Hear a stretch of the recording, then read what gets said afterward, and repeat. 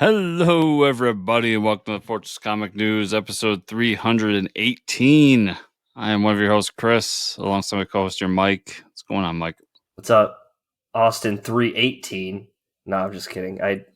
We missed the 316 potential, so I had to bring it back with 318. It didn't work. The merchandising opportunities, Fortress 316. Oh man, shit. Yeah, that's why we're here, still doing the show, still having interviews. We got a twofer interview today. 2 people on the show. Returning to the show, Dinesh from Bad Idea Comics, along with Adam. We're going to talk to them later. And Chris may or may not ask some hard-hitting questions. I know we've talked a lot about Bad Idea Comics. They've been in a lot of people's mouths over the last year.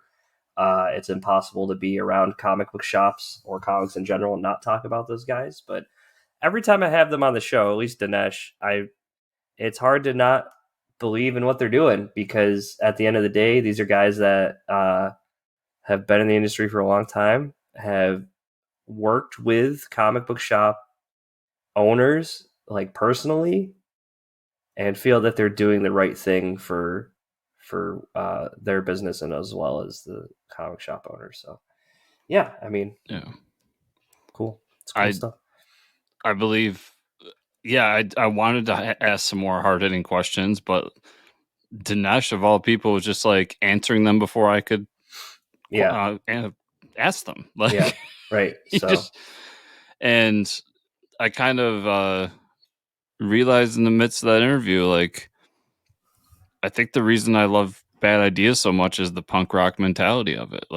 And the books are good. Let's start there. They say that, like, they come out of the gates swinging, and I wish I could say they were wrong, but like every book I've read by Bad Idea, whether it's I like the genre or not, is fucking phenomenal.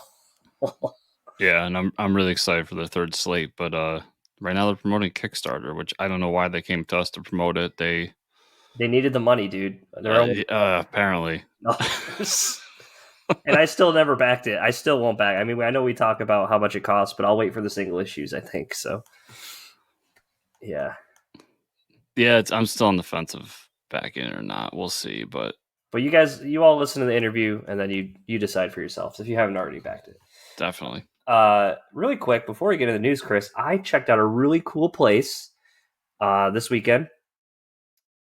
It's near Saratoga, New York, if you know where that is. So it's a video game shop, and you can look it up after. They got an Instagram. It's called Forgotten Freshness. It is a really cool shop, but I don't get out there much because it's like 45 minutes from us. We just happen to be in the area. I stopped in. I bought a game. They have like mint condition classic games. They have like bargain bin classic games, like Super Nintendo, Sega Genesis, consoles all the way up to PS5s. But it's just a really cool video game shop. They do trade-ins and stuff. I think you'd absolutely love it. It's a little on the expensive side because it is a store for collectors, which is like something I haven't seen from video games in a while. So like they have, I don't know if you ever played like Gunstar Heroes for Sega Genesis. Mm-hmm. They have like that in case, like $200. I didn't realize some of these games go for that much if you have like the case still and everything, $200, $300. Yeah. I wish I still had all those because I had Gunstar Heroes back in the day. But yeah, it's just a cool shop. Everybody's really friendly there. Forgotten Freshness, and they're pretty vocal on Instagram, like when they get stuff in, and they'll even work with you. Like if you shoot them a message and they have something you want, I believe they'll ship something. Because I was talking to the guy there, and someone traded in over 500 Switch games from like Virginia, so he shipped them up to them. Wow. Yeah, I was in there for some Switch games, found a Double Dragon Neon, so I was pretty hyped about that. Because they do keep some small press games in there too, not just like the big pressings. So it's a pretty cool shop. Yeah, I'm looking at the Instagram now. They got a ton of stuff, man. Yeah, I figured you would have loved it. So anytime you're in town, we'll go. We're gonna take a trip there. I'll bring you there. Yeah, I got to make the trip down to Albany to see. Of course, I'll wait till you get the house and everything. Yeah, wait till you get the house. Yeah, I will say, hey. Another fun thing, they're doing a couple things at Proctor's Theater here where I go see like Broadway shows. Uh-huh. They're doing a small con, and I can't remember the date, but Alan Tudyk is going to be there. Huh. Yeah, which is like, I was like, why is Alan Tudyk coming to Well, now everybody knows I said Proctor's Theater, but you don't know where I live, but it's Proctor's Theater, It's everybody. 128 no. No, it's not. And then they're doing another thing with the main actor from they're doing a lot of like fandom stuff. They're doing something with the main actor from Princess Bride, where I think they're showing the movie and then like a Q&A with him and stuff. So they're like doing some other cool stuff. Very Yeah. cool. Anyways, but Like my small cons. I got Buffalo coming up soon. oh yeah, Nickel City. Yeah. Yeah. Yeah, that'll be cool. All right, so let's just jump to the news. We got a pretty packed show today, I think. Yeah, nice long interview. Nice Some long good stuff interview. to talk about. We don't So really need to. You don't want to hear us talk. TV stuff. I do have Pat's flash facts for the second to last episode of Flash. Everybody. the penultimate episode. So what we're seeing here is I don't know. I said this. I don't know how they're gonna finish this up. Episode 12 out of 13, New World Part 3. So New World makes me think they're just gonna reset everything. The year's 2049. Eddie goes to the Flash Museum to look for the Flash. Team Flash finds Eddie and discover that Eddie's emotions. I don't know who Eddie is. I completely forgot. His emotions are causing singularities around the city. Nora becomes possessed by a blue crystal, tries to convince Eddie to become the new avatar of the negative Speed Force. Oh. The Barry from 2023 appears in 2049, has a fight with evil Nora. Eddie is angered by the fact that his sacrifice of killing himself didn't stop the Reverse Flash from coming back. What? Eddie finds the 2049 Iris and asks her to be with him. She turns him down. What? Enraged, he accepts the power of the blue crystal and the negative Speed Force. The timeline starts to fracture around Central City. The Barry from 2023 talks to the 2049 Iris, just as Barry once again disappears into time. And then there's one more episode to go. No clue how they're going to finish this. They're gonna get the ultimate crystal that's gonna center their chi. Yeah. And but another thanks to Pat's Flash Facts for providing us with that remarkable recap.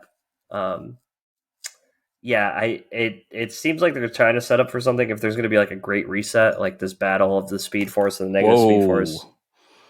We're talking Great Reset. Oh yeah, yeah.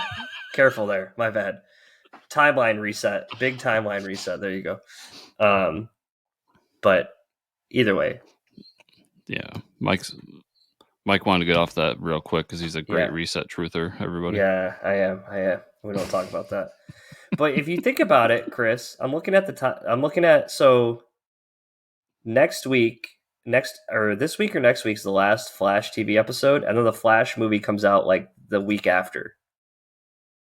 Interesting. Coincidence? I think not. I think not either. I don't. And they've done some like skipping episodes to really like line that all up. You know what I mean? So wait, the Flash movie's only like 2 weeks away? It's June. I wanted to say like the first week of June. Let's look, everybody.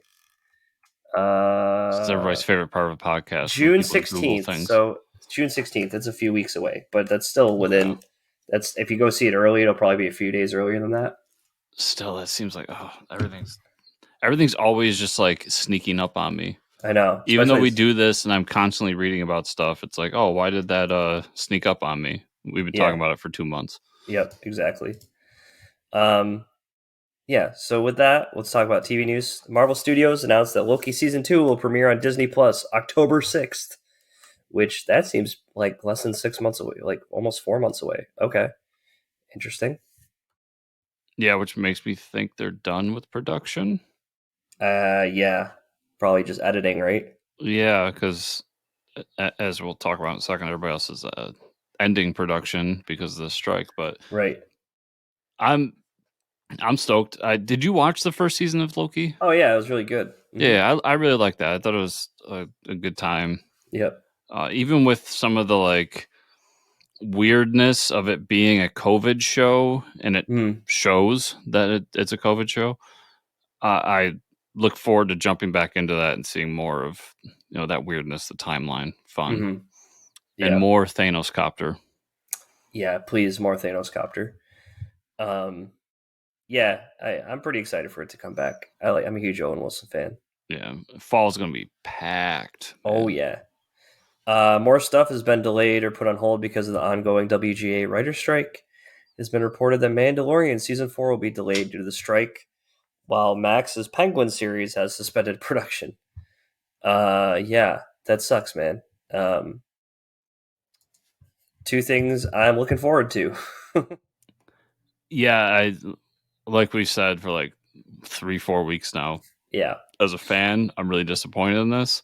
It Hmm. means things I like aren't coming out as soon, and I wish that wasn't the case. Yeah. As somebody who cares about people and fair compensation and all that, do whatever you got to do to get your money. Hmm. Like, and that goes for anybody out there. Do Yep. whatever you got to do to get your money. That's legal and doesn't hurt people. I feel like I Good. should add that Yeah. caveat. Clarify. Good clarify. Uh, yeah, just kind of as going back to the fan perspective, it just really sucks because like I, even though the season 3 Mandalorian got like very video gamey near Hmm. the end there, I still had a ton of fun with it. I still think it's some of the best Star Wars stuff we've gotten in a long time. And if any of the rumors are to be true, like where all this is heading with the whole Mando verse uh, ending in that movie with Heir to the Empire, possibly, like, fuck yeah, I want that. I Hmm. want it now. So Yeah. anything that delays that is kind of a bummer, but you Yeah. It know, does. It sucks. people got to take care of themselves too. And the Penguin show, I'm very upset about because I cannot wait for that. Yeah, the Penguin show. We should talk about that too. I was looking forward to that. I like that the Batman verse is still a thing, Hmm. even after James Gunn and all that. I'm a little disappointed that it's not a part of DCU's plans moving forward, but to give it its own universe and let it do some cool things on its own is equally, if not even more, fun. So to not get that kind of sucks. Yeah, I know they were shooting in New York City, but yeah, they must have to do rewrites and stuff like that. So, um, some movie stuff. Before we talk about Super Mario Bros., I just want to say I watched the new Ant Man. Yeah, it was good. Wasn't life changing. It was just a fun movie. Modoc was the best part for sure. And then I watched Shazam: Fury of the Gods, which I liked a lot more than I thought I would. I mean, it's good to go into these things with low expectations. Um, I know you haven't seen Shazam yet, but yeah, there's a lot of fun stuff. No reference to Black Adam at all, even in the after credit scenes. Can't imagine uh, why. yep, completely distancing themselves. Yeah, and other than that, no, it was just a good time, good fun movie. Um, and even with all the trailers, they think you show everything. They still hit a twist in there, which is pretty cool. Um, a couple twists if you haven't seen anything spoiled about it. So Yeah, I think it comes. So as everybody's listening to this, it should be on Max, it should be the on newly HBO Max. branded Max. Yeah, yeah. Uh, and I'll be watching it this week, so I'll Hmm. probably talk about it next week. But yeah, I was looking forward to it. I just never got off my ass and got out to the theaters for it. That's Yeah, been same. happening more and more. That's not really a statement on this movie. No, it's just a statement on theaters and the quality of theaters. I feel like. That's not even it for me. I think it's for Oh, me just my laziness coming through almost. Like I almost have to have somebody ask me like, "Hey, do you want to go like Guardians yeah, for instance?" My dad calls me up. "You want to go see that Guardians movie?" "Yeah, sure. I'll go." Where in the past I would have just been like, "Yeah, I'm going Friday." Like yeah, like I already had yeah. plans to go. But that's how I feel too. And I don't know. I think it's a culmination of things. Like theaters around here definitely haven't been like investing money back into the screens, like the quality. Mhm. The people that you go see on opening night, they're just so loud and obnoxious now. They just like act like they're the only people there. There's just a culmination, and then laziness too, like where it's like I got to drive half an hour to get there, and then spend 2.5 hours, 30 minutes of previews. It's like, yeah, Yeah, and I'll clarify, I don't have those problems. Like I have a small town theater, so I drive mm, 5 minutes there you go. Okay, and um less people are there because it's a small town theater. It's that's not like a nice. big Yeah, Regal that's or nice. something. Hmm. So it's literally for me just I haven't felt like getting up and going recently. Yeah. And I hear Guardians is supposed to be really good. Guardians is fun, yeah. Yeah, I gotta go see that. Super Mario Bros. Movie. We both watched it this weekend. I really liked it. I mean, you're the bigger Mario fan than me, so you can point out the Easter eggs. I think I saw a couple in there, but I had a lot of fun with the movie. Yeah, there's a shitload of Easter eggs. Okay, yeah, I Like, figured. I'm seeing uh the Donkey Kong rap is an obvious one. Yeah, DK. Donkey Kong. We won't do it here. Sorry, folks. Just getting Diddy Kong in there, Diddy Kong. Yeah. like, and then stuff in the background, like the little star thingies from Galaxy. That was funny. Galaxy. There's a ton throughout it. Like, I'm sure I missed a bunch, but the movie itself I really enjoyed. It's a fun hour and a half. It doesn't overstay its welcome. It knows exactly what it is. Mm-hmm. And it feels like a Mario movie, which is inarguably the most important part of it. Like, And the Peaches song. the Peaches song, which all I could think of was when he's singing it was I Want You Gently, that Tenacious D did. Oh yes, yeah. It's Because pretty he's good. singing in the same, it's the same key and everything. Yeah, it is. Yeah. I'll say the funniest part of the movie to me was like all the people talking about the voice and shit. The first 5 minutes of the movie was like a joke, pointing out how if they actually did the voices of like Mario and Luigi, people would get sick of it by the end of the movie. Yeah. Like, yeah, which made sense. Yeah, they started off with like a very over the top Italian accent. Yeah, They got the original voice actor in the movie. he was playing the arcade machine, right? Yeah. Yeah. And he ends up at the end too wearing like kind of a retro style Mario look, Mm-hmm. the Jumpman look, if you will, which is the Yeah. arcade cabinet he was playing. And I honestly, people were like all upset about Chris Pratt. I honestly think if you didn't tell somebody that was Chris Pratt, nobody would Mm-hmm. know. Yeah. He does Oh, a for sure. phenomenal job of just playing a character. Yeah. I thought everybody else, well, Jack Black, other than the singing portion, does a really good job of like blending into the role. Yeah. The singing portion's still phenomenal, but it's just like it's so obvious that it's Jack I Black really doing like that. Charlie Day as Luigi. I enjoyed him as Luigi, but he was playing Charlie Day. Yeah. Oh, of course he was. Yeah. Which was fine. Yeah. Yeah, I thought the voice actors were phenomenal. This art style was great. The movie's just fun. Like, Mm-hmm. if you have any good memories of Mario, go see this. The Yoshi's That's Island. the other thing. The Mario rap from the original TV show back in the early 90s is in there too. So like, there's so much to love about it. I think it's a really fun ride. Yeah. I hope they do more with it. Yeah, me too. They could do it. There's a lot of potential there. The scene where like Luigi gets in like Haunted Mansion style, where he has like the flashlight and stuff. They like teased you. You're like, oh my god, is he gonna get trapped in a haunted mansion? And then they like didn't do that, but that was pretty cool. Well, that's. I mean, I know people don't like this phrase that much, but if they want to do a cinematic universe, Right? Yeah, there's so much to do. Like DK, Seth Rogen's DK was phenomenal. Like a DK movie would be so much fun. Yeah. Luigi's Haunted Mansion movie, hell yeah. Mm-hmm. Obviously, a sequel will be down the pipeline. Like we'll get that. Haha, pipeline, nice. Yeah, oh nice, huh? Pun not intended, but yeah, appreciated. It worked out pretty nicely.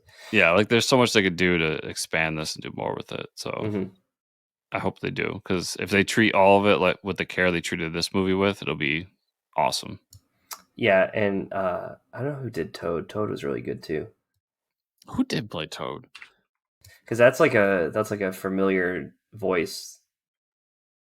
Somebody is like somebody. It's got to be somebody famous because they had like all famous people.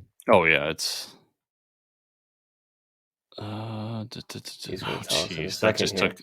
Oh, here we go down the rabbit hole. That just took me to the original Super Mario Bros. Movie. No, I didn't. I forgot there was a Toad. Oh, that's right. Yeah, Keegan Michael Key. that's who it was. That was so good. Yeah, that makes sense. It's the whole cast is phenomenal. So go check it out. Yep, it's fun. Don't pay Amazon's $25 to rent it though. Yeah, my God. Sorry, Amazon. No, I'm not sorry. No. Screw you, Bezos. Comic news, Chris. Uh, I'm really excited about this first one.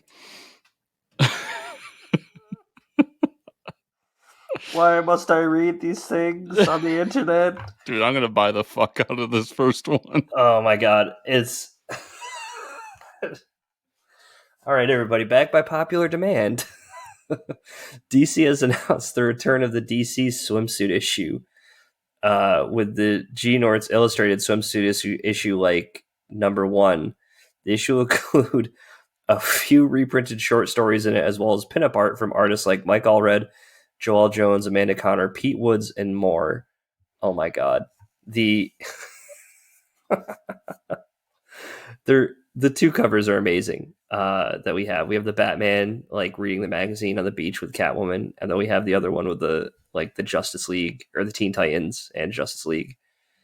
Oh my god, it's amazing. I love this. Yeah, it's a lot of Absolutely. fun. No, it's a lot of fun for sure. It's what it is to me is there was a time we talk about this a lot where like comics were fun Yeah, and people had fun with it. And the swimsuit issue comes from that time. Like, who ever thought it was a good idea to make a comic book swimsuit issue? What?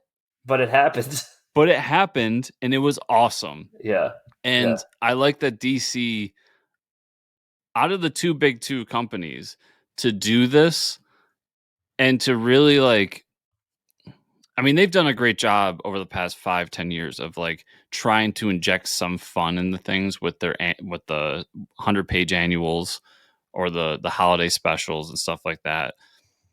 This just adds to that to a point where I'm just like, I'm gonna buy this to support just the companies having fun with their characters again. Yeah, And not taking everything so seriously all the time. yeah, it's pretty awesome. And then, dude, it being Nort's illustrated swimsuit issue makes it so much better. Yeah, Not only because it's a play on Sports Illustrated, right. but just Nort's awesome. Yeah. Oh yeah. Right. So I am so down for this. Yeah. For people who don't know who Nort is, he's a member of the Green Lantern Corps, but he's like a humanoid cat person. Oh no, he's a Squirrel. Anthropomorphic dog, I guess, is what he originally was supposed to be. I don't know. He's been depicted as different names. I'm thinking of somebody else. He is a dog. He's a dog. So, who's the Green Lantern Squirrel? I can't. It's like B-Dabs, or it's like a weird name, I think. Because what's his name just used him. Derek Robertson just did him with in his latest Batman run. Yeah, it's Chip. Chip. It's CH''P. Apostrophe P. Yeah, that's yeah. But this either way is a dog, and you can see him on the cover with like his hair all poofy. Yeah, it's awesome. I hope this is successful. I hope it makes money because fuck more of this. Yeah, it's so great. Marvel announced this week the new creative team taking over Daredevil after the end of the Zdarsky and Checchetto run. The new team will be writer Saladin Ahmed and artist Aaron Cooter. Will get a new #1 this September. The new series sees Matt Murdock and Elektra return to Hell's Kitchen with more back-to-basics approach to the heroes. What do you think, Chris? Does it need more back-to-basics? I mean, that's what happens after these big stories. Like, yeah, Chip did this big story. He's leaving Hell's Kitchen. He's going to change the world, blah, blah, blah. Yeah. And then when you end that, you can't just ramp it up again. Right. It's one of my few criticisms of Scott Snyder as a writer at DC is like he didn't understand how to ramp down in order to ramp back up. Right. He just wanted to constantly ramp up. Yeah, keep going. And when you have sequential storytelling like this over years and years and decades, you have to have those ups and downs. So I'm fine with it because I think this story has been so epic with Chip that you have to ramp down again to like do something else. And for it to be Solomon Ahmed, who did what I thought was a phenomenal Miles Morales run that had a similar goal in mind, which was not only to give Miles his own trials and tribulations to flesh out him as a hero, but also like he's the Spider-Man of Brooklyn and we need to ground him as that hero. So I'm down with it. I was talking to a friend about Daredevil recently and how I can't name a Daredevil run I've read that I thought was bad. So hopefully that streak continues with this. But my point there is I think Daredevil is a character that so many writers want to take on and have great ideas for, that the no matter the you can go up and down the scale of the greatness of Daredevil runs, but I just haven't come across one that I disliked or I'm like gonna throw away because this one's not good. So yeah, hopefully this reaches in there. Like I said, I like the team. I am down for the idea. And yeah, I'm excited. It sucks that Chip's leaving. I mean, I'll take Chip on Daredevil for the rest of my life, but eventually creative team's got to leave. So yeah, unfortunately. The Mighty Thor is also getting a new #1 this fall alongside a new creative team. The writer will be Al Ewing, artist Martin Coccolo, and he'll be named Immortal Thor. The series is said to be a spiritual sequel to Al Ewing's prior run on Immortal Hulk and will pit Thor against elder gods who have Earth set in their sights. That sounds pretty sick. yeah, it's funny to me because Al Ewing just keeps picking up the pieces of Donny Cates' stuff and running with it. Yeah. But Immortal Hulk was a fantastic run. And I think Al said in an interview, two things he said that I thought were interesting. One was that if Immortal Hulk was the Old Testament, Immortal Thor is the New Testament. Okay. Which says to me like they're connected in some way, but are different stories at the same time. And then he also said that he doesn't take the name lightly. Like what he did with Immortal Hulk and how fans reacted to it is important to him because that's a standard he set in creating that run. And now to bring that name over to Thor, he understands with that comes expectations that he needs to meet or exceed. So I loved hearing that from him, just knowing what he's doing and not like, at least in public, not just being like, okay, whatever, it's Immortal Thor because everybody knows Immortal Hulk. Like him actually coming out and being like, no, this means something. We need to do something with it. Yeah. So, and I didn't post the cover in our notes, but it's a Alex Ross cover that has like a very Jack Kirby style to it. Love it. It's phenomenal. So I'll at least check it out. I've become a Thor fan in my later years, so we'll see where this one goes. It sounds pretty badass. Yeah. This sounds pretty fun. Marvel's bringing back the Pet Avengers, new 4-issue series, Marvel Unleashed, with a creative team Kyle Starks and artist Jesus Hervas. In this series, Kraven captures Lockjaw and the Pet Avengers. Throg, Redwing, Chewie the cat, Flurkin, and Lucky the pizza dog must find him. This sounds so awesome, and it involves Kraven the hunter. Hell yeah. That's amazing. Going back to what we said about DC, this is a fun idea. The Pet Avengers are fun. It's goofy, and I love it. More fun. I'll pick up anything Pet Avengers from now until the end of time. I'm probably going to end up reading this too. I can't wait. Yeah, and I love that. I mean, just like any good Avengers book, they change up the cast a little bit. Yep. You know, Chewie the cat, Redwing. Redwing's an original member, but hasn't been around for a while. And I don't think Lucky's been on the team ever. So, like, it's cool that they're doing something a little different with it and tongue in cheek. I'm so down for this. Yeah, I'm pretty excited for it too. In 4 issues, like, easy. In and out, get it done. Yep. Get in, get out, have some fun. Let's talk about what we read this week. I had a few books here. I think I'm still behind in some stuff I missed last week. A couple stuff I got from the library. Picked up a lot of trades. I finally got around to reading Volume 1 of The Good Asian. Love that book. Highly recommend it. By Pornsak. He was on the show. Great dude. Now I got Volume 2 as well that I'm going to read. I read the graphic novel adaptation of The Handmaid's Tale. So if anybody didn't know that it's out there, I actually saw that at Barnes and Noble. It's a hardcover edition. This writer artist adapted it for a graphic novel. It was really good. The art is really good. It's like a watercolor style.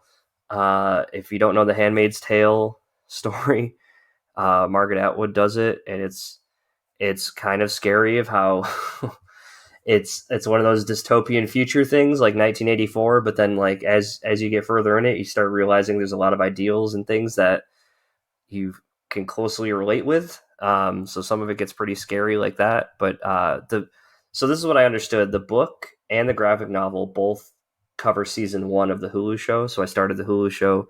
That's really good too. But I think after season one, the show does its own thing. But I believe Margaret is like tied to the show, or the writing of the show. So that was really good. Yeah, that's one of those books that I think most people know because, like you said, like 1984, Yep. um, Fahrenheit. Oh, shit. Fahrenheit 9/11. No, Or no, no, no, no. or Fahrenheit 450. Something like that. Yeah, something. This and like a few others are like overused comparison books Mm-hmm. where they're like very political and socially conscious. So Mm-hmm. then whenever something happens, one of these books is brought up, like it's, oh, Yeah. we're just doing this again. Yeah. Right. But unfortunately, you should read it because it does have a great message. And there are some similarities to like things that happen in our lives. Yeah. Right. But I think people get turned off to books like this too much because every person in the world just like, oh, it's this new thing is Handmaid's Tale, and it's Mm-hmm. like, okay, like you need to actually read the Handmaid's Tale, please. Yeah. Right. You just need to read it. That'd be interesting, a graphic novel adaptation. No, it's great. The colors Yeah, and the I don't recommend reading it on a plane because there's some awkward sex scenes, and like I was reading it on a plane and I'm like, well shit, I should probably hold this closer to myself so people don't think I'm weird reading some weird shit.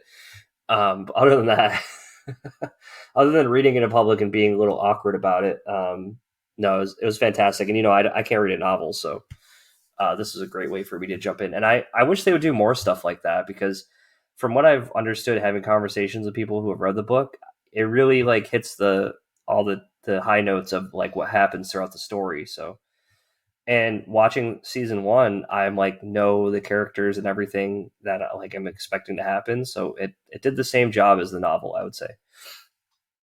yeah. I think Probably, more yeah. novelists should adapt their stuff to graphic novels. I think it could bring in more fans.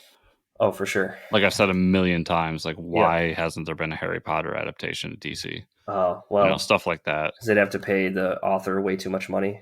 They're already paying her way too much money, so what do they Yeah. care? Yeah, that's true. Um, HBO Max. I'm Yeah. just saying in general, not to get into a Yeah.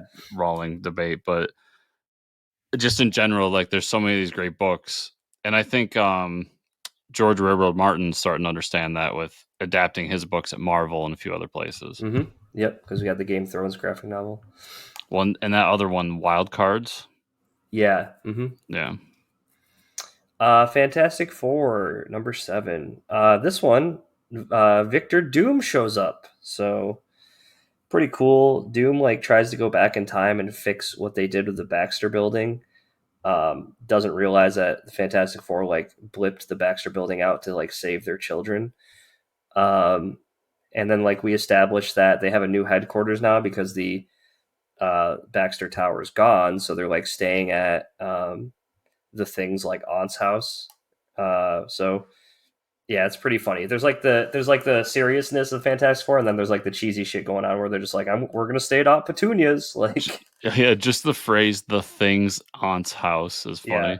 Yeah, so he's like, "Hey, Aunt Petunia, thanks for letting us stay here." It's like, "You guys have saved the world, no problem." Like, it's like, okay, no problem.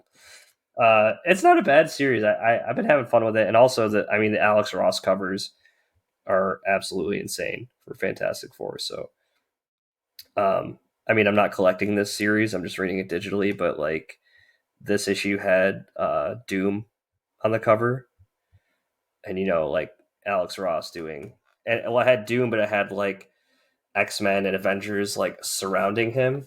I don't know if you, I don't know if you can Yeah, see that. It's pretty that's sick. a dope cover. Have you Yeah. seen? I think it's next issue's cover. there's a wraparound. It might be like a retailer Oh no, incentive, I haven't seen it. No.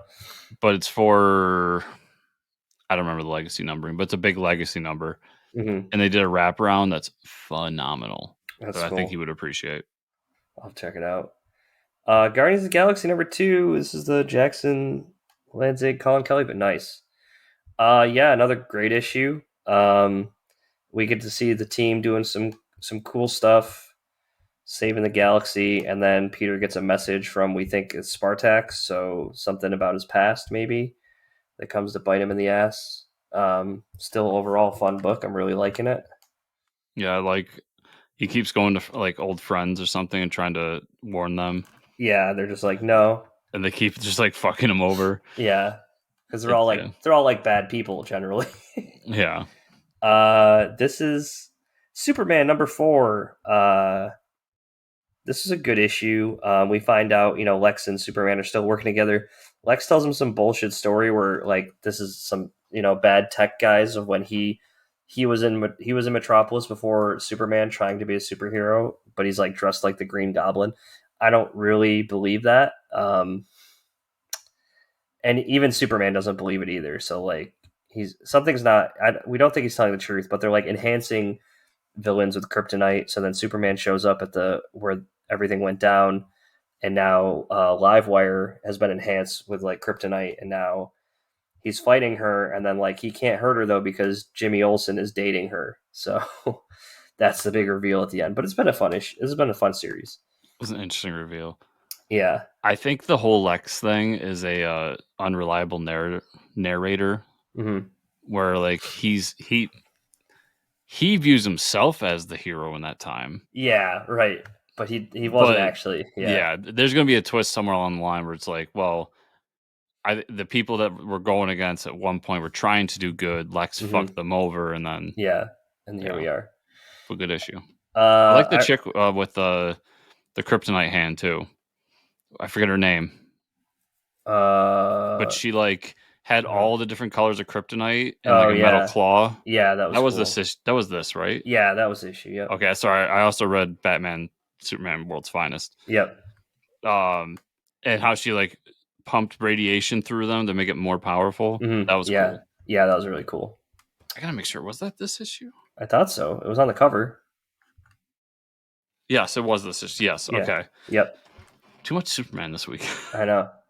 Batman Superman World's Finest #15.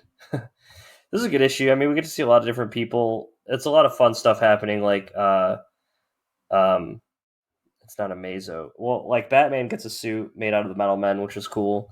Uh, Superman gets a suit made out of the Chemical Man, but I never can figure out Metamorpho. Metamorpho. Oh no, or Superman.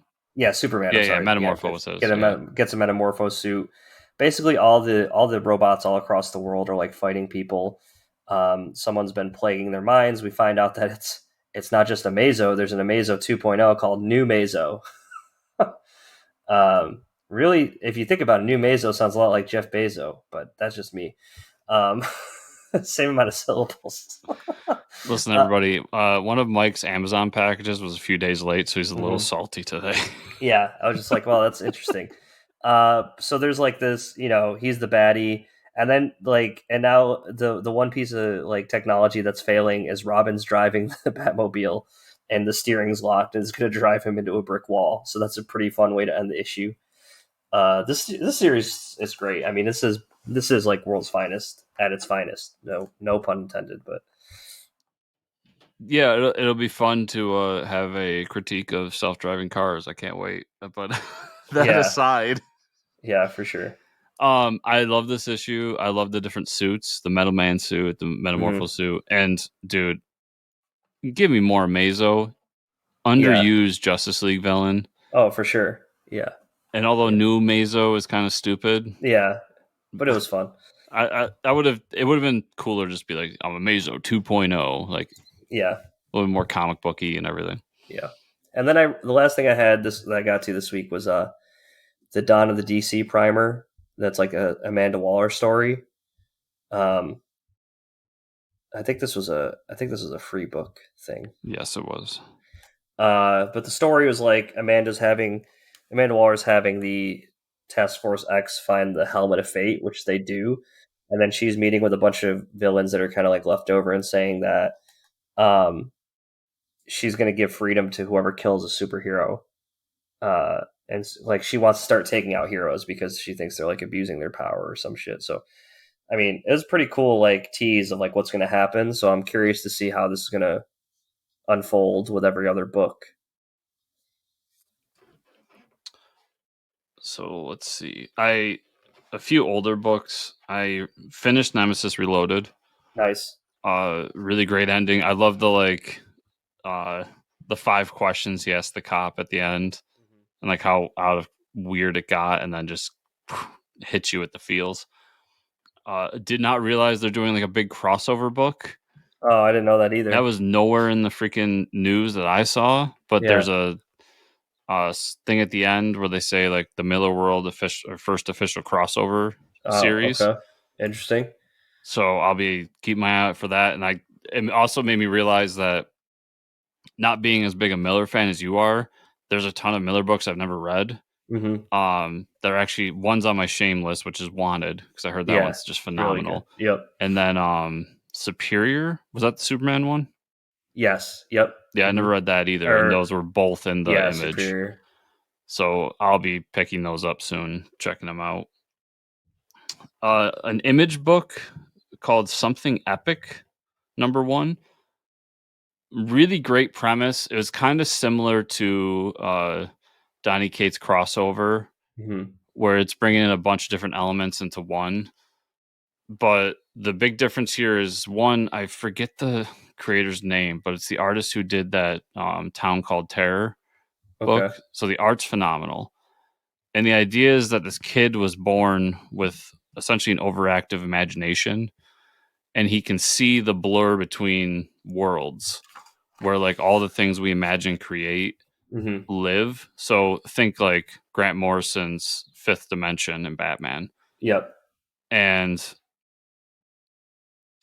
those things exist in our world, but we can't see them. So he can see the lines, and he can interact with them and everything. And being a kid, like nobody believes him. So like his Mm-hmm. mom kind of thinks he's crazy and all this stuff. It's a really deep book, a really heavy read, but it's really good. And it hits into a lot of things about, imagination, growing up and losing that like wonder and all this kind of Mm-hmm. stuff. I would really recommend it to anyone out there. Just be forewarned, like it is a very deep, heavy read. Like a lot of dialogue, a lot of stuff going on. Yeah. I bought the Hulk annual #1. So I bought this because David Poser wrote it. Okay. Kind of against my better judgment because I'm not the biggest Hulk fan, but and I'm also not the biggest fan of found footage movies, and this is Yeah. a found footage comic. Okay. Uh, one thing I will say, all in all, I thought it was I didn't really enjoy it. It's well written, the art's fine, but like it's trying to tell the story of a documentary crew who searches out for Hulk in like the early days of Hulk. Mm-hmm. And the only things interesting about it is one, they run into Mole Man, and Hulk actually fights that big monster from Fantastic Four #1. Okay. Yep. Am I right on that? I don't know. Maybe. I think Not it's yeah. sure. So that was fun. Anyways, everybody knows the cover I'm talking about. At least Yeah. I hope I got the right issue because I don't get fake fanboy coming at me all over the place. And then it has it also the documentary director is Rylan Grant, which Rylan Grant's been on the show. He's a comic writer. Mm-hmm. He's a friend of David's. It was kind of cool that him and his likeness were used in this book as like kind of an homage to a friend. I like that. Yeah. That's cool. And then there was a preview for the next Incredible Hulk series, which just as much as I like the creative team, Philip Kenny Johnson and Nick Klein, it just reiterated to me that I don't want to pick up this book. Mm-hmm. They're going for like a horror element with this one that Okay. just isn't doing it for me. And when you show me a preview of your book that's 4 pages long called Incredible Hulk, and you don't show me the Incredible Hulk, Yeah. Yeah, Yeah, kind that's kind of upsetting. yeah. Like I got to reiterate to people, like when I pick up a Captain America book, I want to see Captain America, like, Yeah. and so on and so forth. Yeah. Speaking of which, Captain America: Sentinel of Liberty number 12. This is the Kelly and Lanzig series, but it's part of Mm-hmm. this big Cold War crossover. So this was kind of a interstitial issue, like kind of setting up different things where what's going on with Bucky and what he's doing in Dimension Z, and why Black Widow showed up, and then also kind of having a big back and forth between the two Caps as to whether Steve should go to Dimension Z with them to fight, which all just leads to them going to Dimension Z, and that'll be the next issue. Okay. So it was a lot of like talky talk issue, not a Yeah. whole lot Should of we do punchy it? punch. I don't know. I don't know if Yeah. we should. Planet of the Apes number 2. This What I found interesting about this issue is the first issue set up these two kind of parallel storylines, Mm-hmm. and this one continues them, but it does it as two separate stories instead of one that kind of Okay. crosses over. So we get the first one about the army person. I forget what she works for. Oh, UN guard who Mm-hmm. is protecting these apes and bringing them to this place. And then she finds out like what they're doing with them, and basically the UN's attempt is to use them as labor, which so there's a lot of social commentary here because most of the characters that we're interacting with are also black. Mm-hmm. So when that's brought up, the one character is like, "This sounds an awful lot like slavery." Yeah. Right. But then they also mention that like while they're doing that, they're also training them to fight and do all this stuff because they think that by working with the apes, they can have a culture together as opposed to fighting. Mm-hmm. And that's all taking place in the United States. While the secondary story is taking place in Europe, where there's like this extremist group that wants to kill all the apes. And Oh. this story is about this circus ape called Pug, who's known to be like the smartest monkey on Earth Uh-huh. prior to the infection, and now he leads a resistance group of apes against these extremists. Okay. Really fun book. I'm enjoying it. I like the kind of addition to stuff in between the new Apes movies. It's Yeah, If that's you're an cool. Apes fan, it's worth it. And the Mighty Barbarians number 2. Uh, it's Listen, this book, I'm enjoying it. I really like it. It's not really reinventing the wheel. Like Mm-hmm. it's a bunch of barbarians. They go on a ship and then they fight some demons, and then we find out there's a bigger monster that they have to fight, and then they're like, hey, we got to find this thing, but it's stuck in this place, so we go there. It's a barbarian book. Yeah. Like, Right. it's a lot of fun. I like the different characters coming together, but I think you got to be into that genre to really enjoy this. Mm-hmm. And then my last one was the Avengers number 1, the new Avengers with Jed Mm-hmm. McKay. uh Good first issue. It does what a number 1's supposed to do. So we get who the team is, why they were brought together, and we get a big fight scene. Mm-hmm. That's it. That's Like it. that's the Yeah. book. That's the formula. It's if I mean, everybody's new to this team, but if you're new to the Avengers, like you've never read an Avengers book, or you skipped the last Avengers because you got in too late or something, grab this. It sets up the team. It kind of sets up where they're going. And what I also liked was all the different characters. So like I don't read Black Panther, and it kind of gave a little synopsis of like this is where T'Challa is right now and why Mm-hmm. he's doing this. Bam, he's on the team. This is where Vision is and why he's doing this. He's on the team. It's well put together, but once again, not really reinventing the wheel here, just kind of setting up a new book.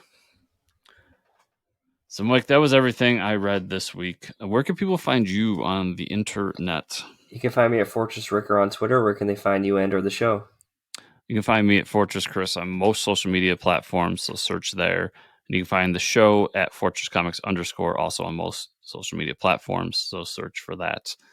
And if you want to go that extra mile, remember there's the YouTube channel. You can subscribe there, like and share the videos. If you're an audio listener, you can give us 5-star reviews on the podcatcher of your choice or whatever the podcatcher you uses.